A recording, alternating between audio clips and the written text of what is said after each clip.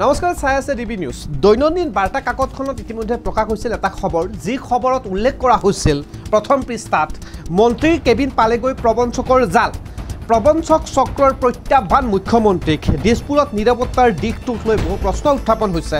প্ৰবঞ্চক অসীম দাসৰ সৈতে কি সম্পৰ্ক আছিল মন্ত্ৰী সঞ্জয় কিষাণৰ? অৰ্থাৎ দৈনন্দিন বাৰ্তা কাকতখনত ইতিমধ্যে স্পষ্ট ৰূপত প্ৰকাশ হৈছিল যেনেকৈ জনতা ভৱনৰ ভিতৰত প্ৰবঞ্চক চক্ৰই ঘূৰি ফুৰে আৰু এনে চক্ৰসমূহে মন্ত্ৰীসমূহৰ লগত কিবা সম্পৰ্ক আছেনে নাই সেয়া এটা ডাঙৰ ৰহস্য। আৰু মন্ত্ৰী সঞ্জয় কিষাণৰ পিছতে এতিয়া ভুৱা ৱৰ্ক অৰ্ডাৰত নাম সামোৰ খাইছে মন্ত্ৰী যোগেন মহনৰ। ইয়াক লৈ প্ৰতিক্ৰিয়া প্ৰকাশ কৰিছে মন্ত্ৰী যোগেন মহনে। মন্ত্ৰী সঞ্জয় কিষাণৰ নাম সাঙুৰ খোৱাৰ পিছতে এইবাৰ বিতৰ্কত মন্ত্ৰী যোগেন মহন। জনতা ভৱনৰ প্ৰৱেশ পত্ৰত আছে যোগেন মহনৰ OSDৰ ফোন নম্বৰ। এতিয়া অভিযোগ উত্থাপন হৈছে ভুৱা ৱৰ্ক অৰ্ডাৰ কেলেংকাৰীত জড়িত আছে মন্ত্ৰী যোগেন মহনৰ OSD। ইয়াক লৈ প্ৰথম প্ৰতিক্ৰিয়া প্ৰকাশ কৰিছে মন্ত্ৰী যোগেন মহনে। কি প্ৰতিক্ৰিয়া প্ৰকাশ কৰিছে শুনাই লৈছো ডিবি নিউজৰ দৰ্শকসকলক। ছেক্ৰেটাৰিয়েটত ভুৱা কিবা চক্ৰই এনেকুৱা ধৰণৰ কেলেংকাৰী সংঘটিত কৰাটো আমি অত্যন্ত এইটো দুখ প্ৰকাশ কৰিছোঁ। আৰু বিশেষ কথাটো যিটো ঘটনা ঘটিলে ইয়াত মই সেইদিনা আউট অফ ষ্টেচন আছোঁ, দিছপুৰত নায়েই। মোৰ অজ্ঞাতে আমাৰ OSD পাৰ্মিশ্যন দিয়াটো তেওঁ এক নম্বৰ ভুল কৰিছে। আৰু তেখেতে কোনোবা ষ্টেট ছেক্ৰেটাৰী মই অকণমান লগ পাবলৈ আছে বুলি ক'লে, এতিয়া মন্ত্ৰী নাই বুলি কোৱাৰ পাছত মাত্ৰ কাগজখন মই দিব লাগে, যাব লাগে, এনেকুৱা ধৰণে কথা কোৱাৰ কাৰণে এটা দলৰ ষ্টেট ছেক্ৰেটাৰী বুলি কোৱাৰ লগে লগে হয়তো তেখেতে পাৰ্মিশ্যনটো দি দিবলৈ বাধ্য হ'ল। বা যি নহওক, কিন্তু তেখেতে উইদাউট মাই পাৰ্মিশ্যন দিয়াটো ভুল হৈছে। আৰু মই তেওঁক কালিয়ে লগে লগে তেওঁক কামৰ পৰা মই আঁতৰাই দিছোঁ। মই আপুনি ইয়াত থাকিব নোৱাৰিব, কাৰণ মোকতো সুধিব পাৰে টেলিফোনত কোনোবা এজনে আহিবলৈ বিচাৰিছে, গতিকে এইজনক পাৰ্মিশ্যন দিম নেকি।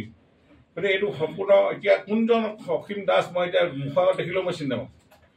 ঘটনাটোতো মই সম্পূৰ্ণ গৰিহণা দিছোঁ আৰু এনেকুৱা কাম হোৱাটো খুব ভাল নহয় এইটো। আৰু গতিকে এনেকুৱা ধৰণৰ জড়িত থকা ব্যক্তি আইনসংগত যি ব্যৱস্থা ল'ব লাগে। গতিকে এইটো কথাত আমিও লজ্জিত হৈছোঁ। গতিকে মোৰ OSD নহয়, PS পাৰ্চনেল ছেক্ৰেটাৰী, চৰকাৰী মানুহ, আৰু মোৰ লগত লাগি থকা OSD নহয় তেখেত। গতিকে এতিয়া কোনোবা OSDৰ হৈ তেওঁ পাৰ্মিশ্যনটো দিছে বুলি ক'লে।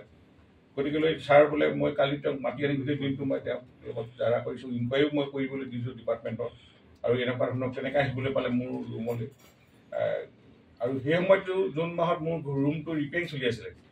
মই নিজে তাত বহিব নোৱাৰি মই অফিচৰ পৰা কাম কৰি আছিলোঁ জুন, জুলাই, আগষ্টলৈকে সম্পূৰ্ণ ভঙা অৱস্থাত। গতিকে এইটো ক্ষেত্ৰত মই সম্পূৰ্ণ এই অজ্ঞাতে এইবিলাক হৈছে। গতিকে এইটো কথাটো মই বিভাগীয় যদি মোৰ PS এইবিলাক ভুল কৰিছে তেওঁ শাস্তি পাব। আৰু যদি ইয়াৰ লগত জড়িত যিসকলে আহি ইয়াত এনেধৰণৰ কেলেংকাৰী কৰিছে সেইটো উচিত তদন্ত হ'ব লাগে।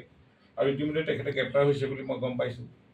গতিকে এইবিলাক ঘটনাই হয়তো আমাৰ বিভাগটোকো যথেষ্টখিনি হয় প্ৰতিবন্ধ কৰিব বিচৰা হৈছে। আৰু এই যে এনেকুৱা চক্ৰবিলাক উৎখাত কৰিবৰ কাৰণে আমি বিভাগীয় বিষয়াসকলকো অনুৰোধ যাতে পাছটো যধে মধে নহয়েই আজিকালি ষ্ট্ৰাইক হৈছে। আৰু বহুত ধৰণে আজি কোনোবা সাংবাদিক বন্ধু হওক বা বিভিন্ন ধৰণৰ ৰাজহুৱা কৰ্মী লগ কৰিবলৈ হ'লেতো মন্ত্ৰীয়ে লগ কৰিবলৈ দিবই। পাছটো আৰু PSৰ যোগেদিয়ে হয় সাধাৰণতে।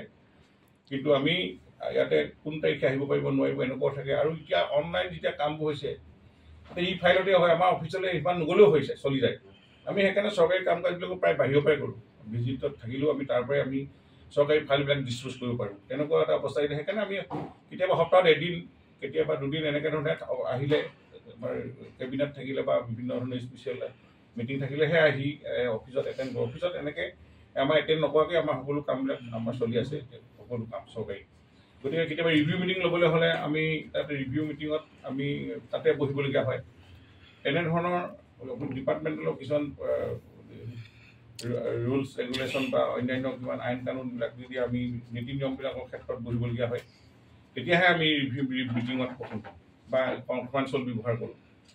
আহি ৰাইজ তাতে বহে, লগ কৰিবলৈ বহু আমি অহা গম পাই ৰাইজ আহি আৰু এজন মন্ত্ৰীয়ে লগ কৰিবলৈ দিবই লাগিব কিন্তু তেওঁ কোৱা মতে যে তেওঁ ষ্টেট ছেক্ৰেটাৰী বুলি বাৰে বাৰে কৈ আছে বোলে তেওঁ কৈছে বোলে ছাৰ নাই নহ'লেও মাত্ৰ বোলে কাগজ এখন মই দিম আৰু যাম আৰু মোক মানে পাৰ্মিশ্যনটো আপুনি দিয়ক এনেকৈ ধৰণে আজিকালিতো তেনেকৈ ধৰণে দিয়ে গতিকে সেইটো ক্ষেত্ৰত তেখেতে ভুল কৰিছে আৰু মানুহ নজনাকৈ এইটো এনেকুৱা ধৰণে পাৰ্মিশ্যন দিয়াটো আৰু মোৰ উইদাউট মাই নলেজ মোৰ অজ্ঞাতে এনেকুৱা ধৰণৰ হোৱাটো এজনো মানুহ লগ কৰিব নালাগে আহিবলৈ দিব নালাগে বুলি কৈ আছে মই কাৰ্যালয়ত মই নথকা অৱস্থাত মই থাকিলেও মোক সুধিলেও বা কোন আহিব তেনেকুৱা ধৰণৰ এটা ষ্ট্ৰিক আমি এতিয়া কৰিছোঁ গতিকে এই ঘটনাটোৰ যেনেধৰণৰ হৈ গ'ল উচিত তদন্ত হ'ব ইতিমধ্যে আৰক্ষী জালত তেখেত আছেই আৰু কি বিস্ফোৰক তথ্য আছে তেওঁ এইবিলাক ক'ব কিন্তু এইটো কথা মোৰ স্পষ্ট এইবিলাক কথাৰ লগত এই কোন অসীম দাস মই আজিও দিয়া থিয় হৈ থাকিলেও মই চিনি নাপাওঁ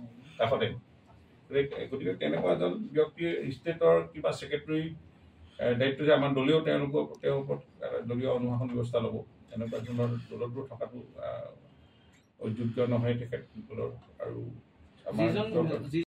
এনেদৰে এতিয়া দিছপুৰতে একাংশ ব্যক্তিয়ে প্ৰবঞ্চনাৰ জাল তৈয়াৰ কৰিছে খুব মন্ত্ৰীৰ কেবিনতে এনেধৰণৰ প্ৰবঞ্চকৰ জাল সৃষ্টি কৰা ব্যক্তিসকলে প্ৰৱেশ কৰে নীৰৱে গতিকে মন্ত্ৰী বিধায়কসকল সাৱধান হোৱাৰ প্ৰয়োজন আহি পৰিছে বিদায় লৈছোঁ অধিক বাবতৰ বাবে আপোনালোকে চাই থাকক